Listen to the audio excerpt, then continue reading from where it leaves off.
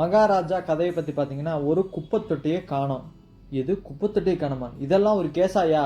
அதாண்டி கேஸு அப்படின்னு ஆரம்பிச்சு ஒரு சுவாரஸ்யமான ஒரு படம் தான் இந்த படம். இது மகாராஜா அப்படிங்கிறது வந்து விஜய் சேதுபதியோட 50வது படம். வாங்க நம்ம கதைக்குள்ள போகலாம்.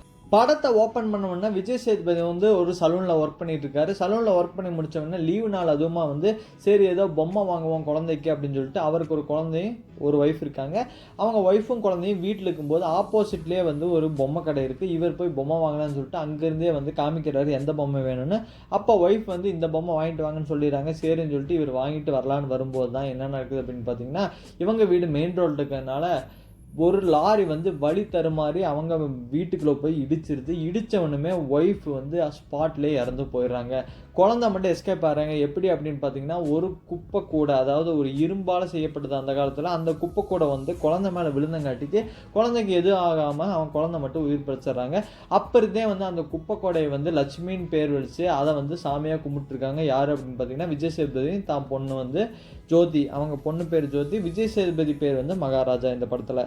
இப்போ வந்து ஸ்கூலில் ஒரு இன்சிடென்ட் நடக்குது. திடீர்னு பேரண்ட்ஸை கூப்பிட்டு வந்து உனக்கு இந்த பொண்ணுக்கு டிசி தரோம் அப்படின்னு சொல்லி பயங்கரமாக கத்திடுறாங்க. இந்த பொண்ணு வந்து ஏதோ ஜூஸில் கலக்கி ஐஏஎஸ்க்கு தந்துருச்சு அப்படின்ட்டு ஒரு ஃபங்க்ஷனில் அப்படின்னு சொல்லி பயங்கரமாக பிரின்ஸ்பால் போட்டு கற்றுன்னு கத்துறாரு. அப்போ தான் ஒரு பிடி மிஸ் வந்து இந்த பொண்ணுக்கு பயங்கர சப்போர்ட். அந்த பிடி மிஸ் வந்து நீங்கள் நல்லா விசாரிக்கல இருங்க அப்படின்னு சொல்லிட்டு அவங்க வந்து ஒரு பையனை கூப்பிட்டு வந்து இந்த பையன் தான் வந்து எல்லாத்தையும் பண்ணிக்கிறேன் அப்படிங்கிற மாதிரி சொல்ல, அப்போ வந்து நம்ம ஜோதி மேலே எந்த தப்பு இருந்திருக்காது. அப்போ ஓகே தப்பு இல்லையா அப்போ விடுங்க அப்படின்னு சொல்லிட்டு சரி போங்க நீங்கள் போகலாம், ஆனால் எப்போயாவது மாட்டினீங்கன்னா அவ்வளோதான் டிசி தான் அப்படிங்கிற மாதிரி மிரட்டி அனுப்பிடுறாங்க. அப்போ விஜய் சேதுபதி இருக்கிற மகாராஜா அவர் வந்து ஒத்துக்கவே மாட்டேங்கிறாரு. பிரின்ஸ்பாலுக்கிட்ட வந்து என் பொண்ணு தப்பு பண்ண இல்லை, என் பொண்ணு தப்பு பண்ணான்னு சொல்லி நீங்கள் திட்டினீங்க, என் பொண்ணு இப்போ தப்பு பண்ணலான்னு தெரிஞ்சிச்சுல, என் பொண்ணுக்கிட்ட சாரி கேட்டால் தான் நான் போவேன்னு சொல்லி ஒத்த கால் நிற்கிற மாதிரி அடம் பிடிக்கிறாரு. அப்போ மொத்தமாக எல்லா செக்யூரிட்டி கூப்பிட்டு அடித்து வெளியே அனுப்பலாம் அப்படிங்கிறாங்க. இவர் வந்து நகரவே மாட்டேங்கிறாரு. மன்னிப்பு கேட்டால் தான் நான் கிளம்புவேன்னு.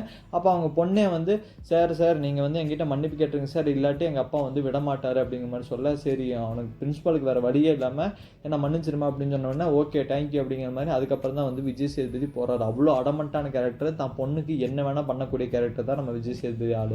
இப்போ அவர் பாட்டுக்கு சலூன் வேலையை பார்த்துட்டு இருக்காரு. அப்போ தான் வந்து பொண்ணுக்கு வந்து இந்த மாதிரி ஈவெண்ட், அதாவது ஸ்போர்ட்ஸில் ரொம்ப இன்ட்ரெஸ்ட் இருக்கிறனால ஒரு ஸ்போர்ட்ஸ் ஈவெண்ட்டுக்கு வந்து வெளியூர் போகிறாங்க. ஒரு வாரம் இருக்க மாட்டாங்க, வெளியூர் கிளம்பி போகிறாங்க. இந்த மாதிரி நல்லபடியாக இருந்துக்கோ, நான் இல்லாமல் எல்லாத்தையும் கரெக்டாக பண்ணிக்கோ அப்படிங்கிற மாதிரி அவங்க அப்பா கிட்ட மிரட்டிட்டு சரிப்பா நான் போயிட்டு வரேன், லட்சுமியை ஒழுங்காக பார்த்துக்கோ அப்படின்னு சொல்லி லட்சுமியை வந்து இவங்க தெய்வமாகவே கும்பிட்றாங்க. அப்போ உயிர் காப்பாற்றினதுலேருந்து இவங்க டெய்லி அந்த வந்து குப்பை கூடைக்கு வந்து பூஜை பண்ணி அதுக்கு வந்து பயங்கரமாக கும்பிட்டு தான் போவாங்க. அப்போ அந்த பொண்ணு ஒழுங்காக வந்து தொடச்சி வெள்ளிக்கிழமை அதுமா தொடச்சி வைக்கணும் அப்படிங்கிற மாதிரி ஸ்ட்ரிக்டாக சொல்லிட்டு அவங்க வந்து ஸ்போர்ட்ஸ் ஈவெண்ட்டுக்கு கிளம்பி போகிறாங்க.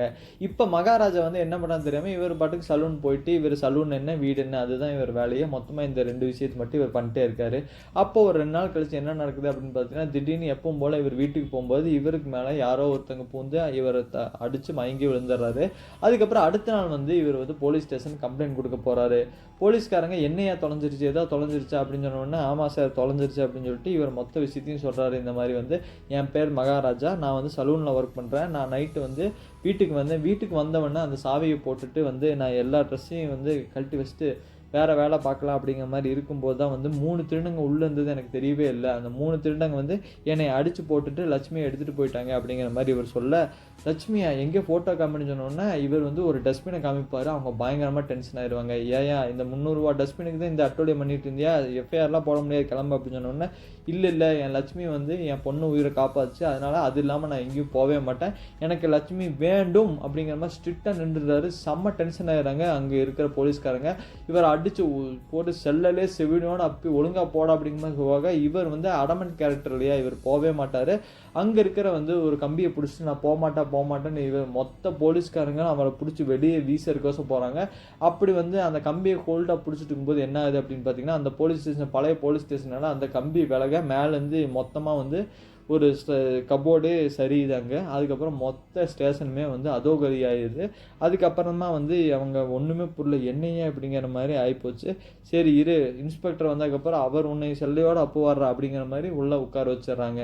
இப்போ இன்ஸ்பெக்டர் வந்து யாருன்னா வந்து வரதன். அவர் வந்து எப்படிப்பட்ட ஆள் அப்படின்னு பார்த்தீங்கன்னா, அவர் லஞ்சம் கொடுத்தா என்ன வேணால் பண்ணக்கூடிய ஆள். ஏன்னா அவரே ஒரு திருடன் தான். அந்த மாதிரி ஒரு ஆள் தான் வந்து அந்த இன்ஸ்பெக்டர் இப்போ கிளம்பி வராரு. இன்ஸ்பெக்டர் வந்தவொடனே என்னைய மொத்த ஸ்டேஷனையும் யார் எப்படி பண்ணது அப்படின்னு சொன்னோடனே இவர் தான் சார் அப்படின்னு காமிக்கிறாங்க. அவர்கிட்ட என்னையா உனக்கு பிரச்சனை சொல்லு, கதை சொல்லு அப்படின்னு சொன்னோடனே அவர் வந்து ஸ்டார்டிங்லேருந்து சொல்ல ஆரம்பிக்கிறாரு, சார் என் பேர் மகாராஜா, நான் வந்து சலூனில் ஒர்க் பண்ணுறேன். நான் நைட்டு வந்து எதிர்ச்சியாக வீட்டுக்கு வரும்போது தான் வீட்டில் சாவி தொங்க போட்டு பார்த்தா 3 திருடங்க உள்ளே இருந்தாங்க, என்னை வந்து அடிச்சு போட்டுட்டாங்க அப்படின்னு முதல்ல வந்து ஒன்ஸ் மோர் மாதிரி மறுபடியும் அதே சொல்ல செம டென்ஷன் ஆயிடுறாங்க. இவர் வந்து இன்ஸ்பெக்டர் வந்து மறுபடியும் ஏன்டா டஸ்ட்பினை காணாங்கிறது ஒரு கேஸ் அப்படின்னு சொல்லிட்டு இவரும் பயங்கரமாக அடித்து துரத்துறாரு. அவர் போகவே மாட்டேங்கிறாரு. சார் உங்களால் முடியலன்னா சிபிஐக்காவது ஃபார்வர்ட் பண்ணுங்க அப்படிங்கிற சொல்ல அவர் பயங்கரமாக டென்ஷன் ஆகி அடித்து விரட்டிடுறாரு. இவர் போகவே மாட்டான்னு அப்படின்னு துப்பாக்கி எடுத்து நீட்டார். ஒழுங்காக போயிரு, அடி வாங்கி செத்துறாரு அப்படின்னு சொல்லி துப்பாக்கி காமிச்சோன்னா அவர் கிளம்பி போயிடுறாரு. கிளம்பி போனதுக்கப்புறமா கொஞ்சம் நேரம் கழித்து வந்து, சார் உங்களுக்கு என்ன சார் வேணும், காசு தானே வேணும், நான் தரேன் சார் அப்படிங்கிற மாதிரி சொல்லி, உங்களுக்கு 5 லட்ச ரூபா தரேன் சார், அந்த லட்சுமியை மட்டும் கண்டுபிடிச்சி தானுங்க. எது டஸ்ட்பினுக்கு 5 லட்ச ரூபா தரானா, அப்போ வேறு ஏதோ பெரிய மேட்ரு இருக்குது அப்படிங்கிற மாதிரி அந்த இன்ஸ்பெக்டரும் ஓகே எனக்கு 5 லட்சம் தரியா, அப்போ ஓகே நான் வந்து கேஸ் எடுத்துக்கிறேன் அப்படின்னு சொல்லிட்டு இவரும் வந்து கேஸ் எடுத்துக்கிறாரு. அந்த டஸ்ட்பின் வந்து எப்படி தொலைஞ்சு என்ன தொலைஞ்சுன்னு வீட்டுக்கு போய் பார்க்குறாரு. மொத்தமாக வந்து இன்வெஸ்டிகேஷன் பண்ண ஆரம்பிக்கிறாரு. ஓகே இந்த மாதிரி நான் கண்டுபிடிச்சி தரேன் அப்படின்ட்டு. இதே சமயத்தில் வந்து ஒரு கட்சியில் இருக்கிற வந்து சர்வீஸ் சென்டரில் வந்து தான் காரை கொடுத்துருப்பாரு. அந்த கார்லேருந்து ஒரு கண்ணாடி வந்து காணாமல் போயிருக்கும். அந்த கண்ணாடி எவன்டா எடுத்ததுன்னு சொல்லி ஓனரை போட்டு அடின்னு அடித்து எல்லாத்தையும் போட்டு அடிப்பாங்க. அப்போ ஓனர் ரெண்டு சார் இருங்க சார், நான் வந்து இவன் தான் ஒருத்தன் தான் க்ளீன் பண்ண, அவனை வர சொல்கிறேன் சார் அப்படின்னு சொல்லி அவனை வர சொல்லி அவனை பயங்கரமாக திட்டாங்க. ஏன்டா நீ வந்து ஜெயில் போயிட்டு வந்திருக்க, பாவம்னு சொல்லி உனக்கு வேலை கொடுத்தா கண்ணாடியவே திருட்டுறே அப்படின்னு சொல்லி அவனை போட்டு திட்ட. அப்போ இந்த அரசியல் காலம் போய் அவனை போட்டு செல்லையோட செவனியோட அடின்னு அடித்து அவங்ககிட்ட எங்கடா என் கண்ணாடின்னு மாதிரி கேட்குறான். அப்போ நான் எதுவும் எடுக்கலன்னு சொல்கிறான். ஒழுங்காக கண்ணாடி 2 நாள் வரல, அவ்வளோதான் மொத்த குடோனையும் எரிச்சிருவேன் அப்படின்னு சொல்லிட்டு மொத்தமாக கிளம்பி போயிடுறான். அந்த அரசியலுக்காரன் வந்து ஒரு பாரில் வந்து தண்ணி அடிச்சிட்டு போது இந்த வந்து அந்த கண்ணாடி எடுத்தவன் என்ன பண்ணான்னா, அவன் கண்ணாடியை வந்து அவன் முன்னாடியே உடச்சி போட்டு அவனையும் அடிச்சுட்டு கிளம்பி வந்துடுறான். இவன் வந்ததுக்கப்புறமா என்ன ஆகுது அப்படின்னு பார்த்தீங்கன்னா, கொஞ்ச நாளுக்கு அப்புறம் காணாமல் போயிட்டான். இவன் ஏன் காணாமல் போயிருக்கான் அப்படிங்கிறத வந்து அதுக்கப்புறமா சொல்லணும். அப்படின்னு பார்த்தீங்கன்னா, விஜய் சேதுபதி வந்து நைட்டு வந்து 4 பேர் அடிக்க வந்தாங்களா, அதில் இவனும் ஒரு ஆள். எப்படி அப்படின்னு பார்த்தீங்கன்னா, இவன் இந்த கார் வந்து அந்த கார் நம்பர் பிளேட் இருக்குது தெரியுமா, அந்த காரை வந்து இவன் சர்வீஸ் பண்ணுறதுக்கான இவன் பேரை போட்டு அந்த கார் நம்பர் எழுதியிருக்குது. அந்த கார் நம்பரை போய் இவர் வந்து விஜய் சேதுபதி வந்து அந்த ஓனர்கிட்ட கேட்கும்போது, ஆமாம் ஒருத்தன் சர்வீஸ் சென்டர் விட்டுருந்தேன், அவன் தான் கண்ணாடி எடுத்துட்டான் அப்படிங்கிற மாதிரி அவர் வந்து பாரில் மீட் பண்ணியிருப்பார். அதே டைமில் தான் வந்து அந்த கண்ணாடி எடுத்தவன் வந்து அடிச்சுட்டு போவான். அப்போ வந்து இவன் தான் வந்து எதா பண்ணியிருக்கான் நைட்டு வந்து அப்படின்னு சொல்லிட்டு இவனை வந்து ஃபாலோ பண்ண விஜய் சேதுபதி கிளம்பி போவார். அதாவது அந்த கண்ணாடி எடுத்தாலும் அந்த சர்வீஸ் சென்டர் வேலை செஞ்சவன் அவனை அங்கோட சேஸ் பண்ணி போக, அவன் ஏற்கனவே ஜெயிலில் இருந்த ஆளுனால அவனுக்கு எல்லா அடியாலும் தெரியும். எவனோ ஒருத்தர் ஃபாலோ பண்ணான்னு தெரிஞ்சுட்டு மொத்த அடியாலையும் கூப்பிட்டு ஒரு குடோனுக்கு வருவாங்க. அப்போ போட்டு உனக்கு நைட்டே உன்னை கொண்டிருக்கணும், உன்னை விட்டு அது தப்பாக போச்சு அப்படிங்கிற மாதிரி அவன் மிரட்ட இப்போ வந்து மொத்தமாக அடின்னு அடிக்க ஆரம்பிக்கிறவன் யாருன்னா விஜய் சேதுபதியை. விஜய் சேதுபதி வந்து ஒரு பொறுத்து போகிறான். அதுக்கப்புறம் என்ன நடக்குதானா அப்படின்னு பார்த்தீங்கன்னா, அவர் தன்னோட சபரக்கத்தி எடுத்து போட்டு வெட்டுன்னு வெட்டி மொத்தமாக அடித்து பொழந்துடுறாரு. அந்த இருக்கான்ல அவனையும் வந்து மொத்தமாக தலையை வெட்டிடுறாரு. யாரையே அப்படின்னு பார்த்தீங்கன்னா, அந்த வந்து நைட்டு வந்து கொள்ளையடிச்சிட்டு போனால் ஒரு ஆளை வந்து தலையை வெட்டிடுறாரு. அதோட இன்டர்வலும் முடிக்கிறாங்க. இப்போ வந்து ஒரு ஆள் ஃபினிஷ், மீது 2 பேர் யாருன்னு சொல்லி அவங்ககிட்ட கேட்க, அவன் வந்து போலீஸ் ஸ்டேஷனில் ஒரு ஆள் இருப்பான். அவனை போய் கண்டுபிடிச்சோன்னே அதுக்கப்புறமா தான் வந்து இவர் போலீஸ் ஸ்டேஷன் வந்திருப்பார். போலீஸ் ஸ்டேஷனில் வந்து இவர் வந்து அந்த ஆள் யார் அப்படின்னு சொல்லிட்டு இவர் வந்து இந்த கேஸ் கொடுக்குற மாதிரி அந்த ஆளை வந்து தெளாவிட்டுருப்பார். ஆனால் மொத்தத்தில் வந்து இந்த குப்பை தொட்டி காணாமல் போனது ஒரு கேஸ் இல்லை, வேறு ஏதோ முக்கியமான ஒரு விஷயம் நடந்திருக்கு. அந்த விஷயம் என்னன்னு பார்ப்போம். ஆக்சுவலி என்ன நடந்தது அப்படின்னு பார்த்தீங்கன்னா வந்து, அந்த பொண்ணு டூர் போயிட்டு கிளம்பி திரும்பி வந்திருக்கும். திரும்பி வரும்போது என்ன நடக்குன்னா, விஜய் சேதுபதிக்கு வந்து பழைய ஃப்ளாஷ்பேக்கில் வந்து ஒரு பகை இருக்கும். அந்த பகை ஆளுங்க தான் வந்து இதை பண்ணியிருப்பாங்க. அங்கே அனுராக் ஆகாஷ் தான் வந்து அந்த வில்லன், இந்த மெயின் வில்லனே அவர் தான். மொத்தத்தில் வந்து ஃப்ளாஷ்பேக் சொல்லிட்டு இதை சொல்கிறேன், அப்போ தான் உங்களுக்கு புரியும். ஃப்ளாஷ்பேக்கில் என்ன நடக்கும் அப்படின்னு பார்த்தீங்கன்னா, கொஞ்சம் வருஷம் முன்னாடி வந்து அனுராக் ஆகாஷ் வந்து மிகப்பெரிய ஒரு திருடன். அவர் வந்து எலக்ட்ரிக் ஷாப் வச்சுருக்காது.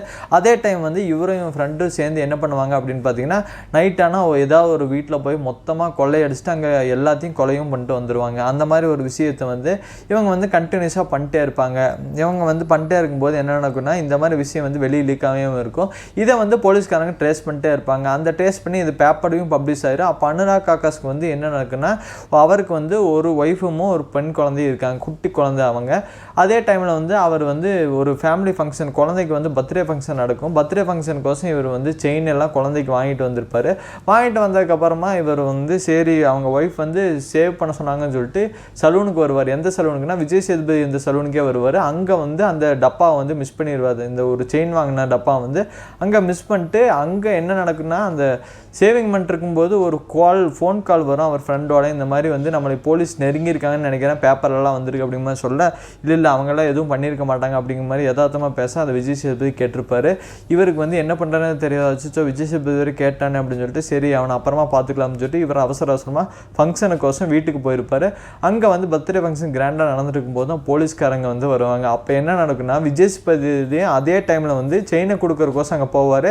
அதே டைமில் போலீஸ்காரங்க வந்துடுவாங்க. அப்போ அனுராக் காக்கஸ் என்ன நினைப்பார் அப்படின்னு பார்த்தீங்கன்னா, ஓ விஜய் சேதுபதி தான் வந்து நம்ம போலீஸ்காரனை கூப்பிட்டு வந்துட்டான் போல எல்லாத்தையும் சொல்லி அப்படின்னு சொல்லிட்டு அவர் வந்து பயங்கரமாக டென்ஷன் ஆயிடுவார். அப்போ அனுராக் காக்கஸ் வந்து அடிச்சு இழுத்துட்டு போயிடுவாங்க. ஒய்ஃப் முன்னாடி எல்லாத்துக்கு முன்னாடி கேவலமாயிரும், இவர் தான் வந்து இத்தனை வருஷமாக வந்து கொலை பண்ணிட்டு இருந்தது அப்படின்னு சொல்லி அவர் ஃப்ரெண்டையும் வந்து போட்டு தள்ளிட்டு இவர் அனுராக் காக்கஸ் வந்து போலீஸ் பிடிச்சிட்டு போயிடுவாங்க. அவர் மொத்தத்தில் வந்து உன்னை எப்போ இருந்தாலும் கொல்லாம விட மாட்ட மாதிரி விஜய் சேதுபதி பார்ப்பார். இத்தனை நாள் கழிச்சு வந்து அவர் ஜெயிலில் ரிலீஸ் ஆகிருப்பார். அவர் தான் வந்து இந்த வந்து விஜய் சேதுபதி கொல்றக்கோசம் இப்போ வந்து கிளம்பி வந்து வீட்டுக்கு வந்திருப்பார். அவரும் மீதி 2 பேர் வந்திருப்பாங்க. அந்த ஷெட்டில் ஒர்க் பண்ணலாம், சர்வீஸ் சென்டரில் ஒர்க் பண்ணணும்னு இன்னொரு ஆளும் மொத்தம் 3 பேர் சேர்ந்து விஜய் சேதுபதி கொள்ள வந்து வீட்டுக்கு வந்திருப்பாங்க. அந்த டைமில் தான் என்ன நடக்குன்னா அவங்க பொண்ணு வந்துடுவாங்க. அது அப்பாவித்தனமாங்க. அந்த பொண்ணு வர அந்த பொண்ணை வந்து இவங்க வந்து உள்ளே இருக்கிறது தெரியாமல் அந்த பொண்ணை அடிச்சிடுவாங்க. அடித்து அந்த பொண்ணை வந்து அனுராக் காக்கஸ் இல்லாமல் மீதி 2 பேர் ரேப் பண்ணிடுவாங்க. அது ரேப் பண்ணதுக்கப்புறமா அந்த பொண்ணை அப்படியே விட்டுட்டு போயிடுவாங்க.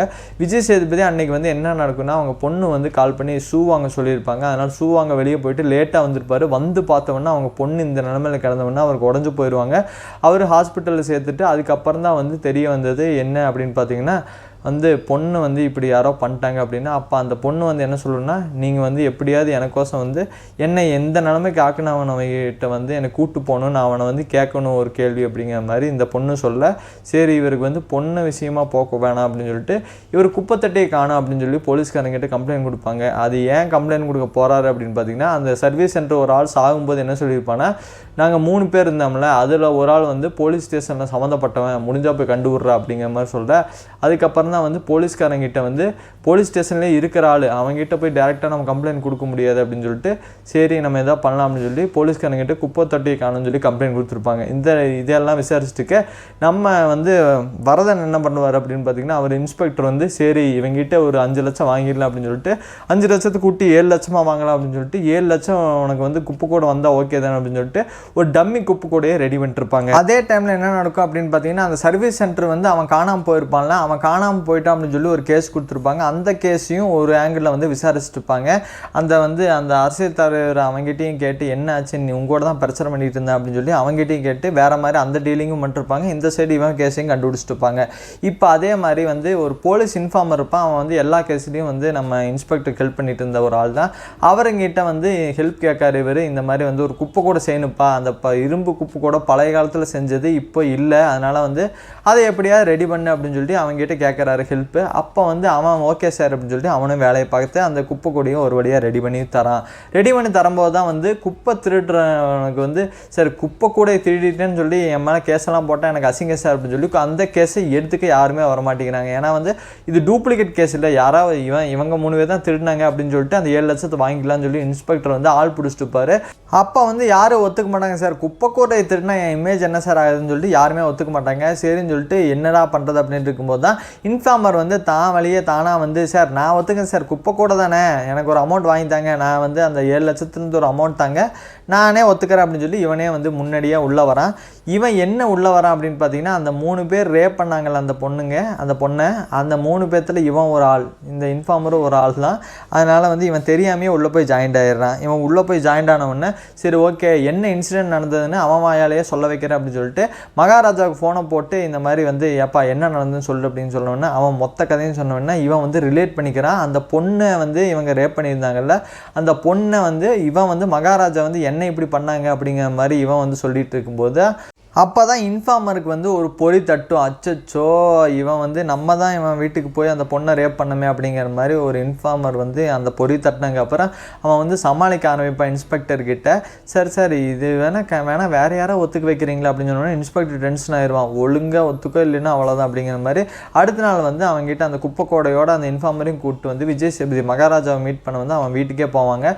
வீட்டுக்கு போய் நீ வந்து இந்த மாதிரி ஆக்டிங் பண்ணி காமிப்பா, எப்படி நீ அவனை வந்து பண்ணன்னு சொன்னோன்னே அவன் ஒன்று ஒன்றா ஆக்டிங் பண்ணி காமிக்கிறான். கரெக்டாக ஒவ்வொரு ரூமுக்குள்ளே போகிறனால வந்து விஜய் சேதுபதிக்கு வந்து ஒரு டவுட் வருது. ஓஹோ இவன் தான் நம்ம பொண்ணை இது பண்ணானா அப்படின்னு சொல்லிட்டு இவனுக்கு ஒரு டவுட் வர ஆரம்பிக்குது. அந்த பொண்ணு என்ன சொல்லியிருக்கான் அப்படின்னு பார்த்தீங்கன்னா, அவன் முதுகில் வந்து ஒரு காய் மாதிரி ஒரு தழும்பு இருக்கும் அப்படிங்கிற மாதிரி சொல்ல, அது வந்து மொத்தமாக புடச்சிருக்கும் அப்படிங்கிற மாதிரி சொல்கிறாங்க. அப்போ வந்து விஜய் சேதுபதி தொட்டு பார்க்க இவன் முதுகு பின்னாடி இருக்குது, அந்த இன்ஃபார்மர் முதுகு பின்னாடி.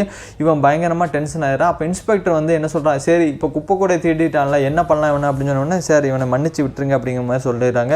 எப்படியா மன்னிச்சு விட முடியும், எப்படி மன்னிச்சு விட முடியும், உன் பொண்ணை வந்து ரேப் பண்ணவன் எப்படி மன்னிச்சு விட முடியும் அப்படின்னு சொன்னோன்னே விஜய் சேதுபதி மட்டும் இல்லாமல் இன்ஃபார்மர் எல்லாருமே சாக்காகிறாங்க. அப்போ வந்து நான் வந்து உன் கேஸை மட்டும் சால்வ் பண்ணலடா, நான் வந்து மிஸ்ஸிங் கேஸையும் சால்வ் பண்ணிட்டு இருந்தேன். அப்போ ரிலேட் பண்ணி பார்க்கும்போது தான் அவனை நீ கொன்னன்னு தெரிஞ்சுது. அதுக்கப்புறம் தான் உன் ஃபேமிலியில் என்ன சுச்சுவேஷன் அப்படிங்கிறத விசாரிக்கும் போது தான் உன் பொண்ணு ஹாஸ்பிட்டல் இருக்கிற விஷயம் எல்லாமே தெரிஞ்சுது. அப்போ தான் வந்து ஒரு 3 பேர் வந்து வந்திருக்காங்கன்னு தெரிஞ்சுது, அதை வந்து இவன் பண்ணியிருக்கான்னு தெரிஞ்சுது. அப்படிங்கிற மாதிரி எல்லா விஷயமே அவருக்கு தெரிஞ்சிருக்குது. மொத்தத்தில் போலீஸ்காரங்க வந்து எல்லாமே தெரிஞ்சிருக்குது. அதனால் வந்து நீ இவனை வந்து போட்டு தள்ளிடு அப்படின்னு சொல்லி ஒரு கத்தி எடுத்து விஜய் சேதுபதியே கொடுத்துட்டு நீ இவனை கொண்டுடுற அப்படின்னு சொல்லிட்டு ரூமையும் லாக் பண்ணிட்டு விஜய் சேதுபதி கத்தி கொடுத்துட்டு போயிடுறாங்க. இந்த இன்ஃபார்மரே அவன் வந்து கொண்டுறான் விஜய் சேதுபதி. இப்போ மெயின் வில்லன் யாருன்னு வந்து போலீஸ்காரங்க கண்டுபிடிச்சிருப்பாங்க மொத்தமாக இன்வெஸ்டிகேஷன் பண்ணி. அந்த மெயின் வில்லன் யார் அப்படின்னு பார்த்தீங்கன்னா அனுராக் ஆகாஷ் தான் மெயின் வில்லனாக இருப்பான். அவன் வந்து ஒரு இடத்துல இருப்பான். அந்த இடத்துக்கு போய் அவனை வந்து எங்கடா அவன் வர சொல்லு அப்படின்னு சொன்னோன்னா அனுராக் ஆகாஷ் அப்போ தான் வருவார். வந்தவொடனே விஜய் சேதுபதி போட்டு அடின்னு அடித்து உன்னால்தான் என் வாழ்க்கையாக போச்சு அப்படின்னு சொல்லி அடின்னு அடிப்பார். அடித்ததுக்கப்புறமா தான் நீயா இந்த வேலையை பண்ண என்ன தெரியுமா அப்படிங்கிற மாதிரி அடின்னு அடிக்க, அதே டைமில் வந்து விஜய் சேதுபதி வந்து சொல்ல வரதை கேட்காம அனுராக் ஆகாஷ் அடிக்க, விஜய் சேதுபதி அதுக்கப்புறம் போட்டு அனுராக் ஆகாஷ் அடித்து வாயெல்லாம் உடைச்சிருவார். இதெல்லாம் எதுக்கு இவர் பண்ணார்னா, இவங்க விஜய் சேதுபதியோட பொண்ணு ஜோதி வந்து கேட்டிருப்பாங்க, அவன் என்னை இப்படி பண்ண ஆளை நான் பார்த்தே ஆகணும்னு. அதனால் வந்து விஜய் சேதுபதி அவனை வந்து கூப்பிட்டு வர சொல்லியிருப்பாங்க.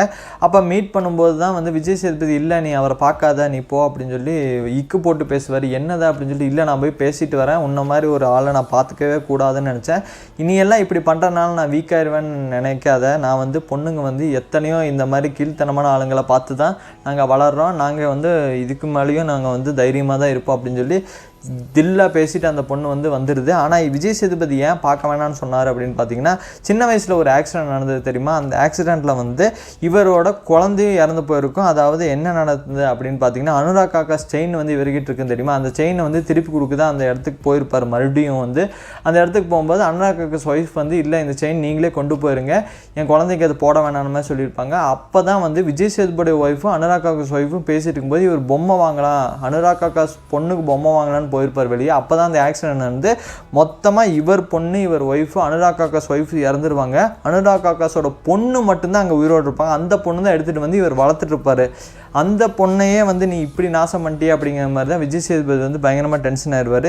இதை வந்து அனுராக் ஆகாஷ் வந்து எப்படி புரிஞ்சுருப்பாருன்னா, அந்த பொண்ணு வந்து இந்த செயினுக்கோசம் தான் வந்தா அப்படின்னு சொல்லிட்டு அந்த பொண்ணு தூக்கி போட்டு போகுவோம். அப்போ தான் வந்து ஓ என் குழந்தையா இது அப்படின்னு சொல்லி விஜய் சேதுபதிகிட்ட கதறுவார். என் குழந்தையவா நான் இப்படி பண்ணிட்டேன் சொல்லுன்னு சொன்னோடனே, அவள் உன் குழந்தை இருந்தா இப்போ என் குழந்தை தான், உன் குழந்தை கிடையாது அப்படின்னு சொல்லிட்டு அவன் வந்து தூக்கி போட்டு போயிடுவான். இவருக்கு வந்து என்ன பண்ணுறதுனே தெரியாது. அனுராக் ஆகாஷ் என் பொண்ணையவா நான் இப்படி பண்ணேன் அவங்களோட சேர்ந்துட்டு அப்படின்னு சொல்லிட்டு பயங்கரமாக கதறி அழுவார். அது மட்டும் இல்லாமல் இவர் வந்து மேலேருந்து தற்கொலை பண்ணி இறந்தும் போயிடுவார். மொத்தத்தில் வந்து விஜய் சேதுபதி பொண்ணுக்கு வந்து இந்த விஷயம் தெரியாமையே விஜய் சேதுபதி தான் அப்பா அப்படிங்கிற மாதிரி தெரியும். மொத்தத்தில் அவங்க பொண்ணு கேட்ட விஷயத்தை விஜய் சேதுபதி பண்ணிட்டு இப்போ மொத்தமாக வந்து கிளம்பி போகிறாங்க. இதோட இந்த படத்தை முடிக்கிறாங்க. இந்த படம் உங்களுக்கு எப்படி இருந்துச்சுன்னு வந்து கமெண்ட் பண்ணுங்கள். எனக்கு ரொம்ப சூப்பராக இருந்தது. பாய்.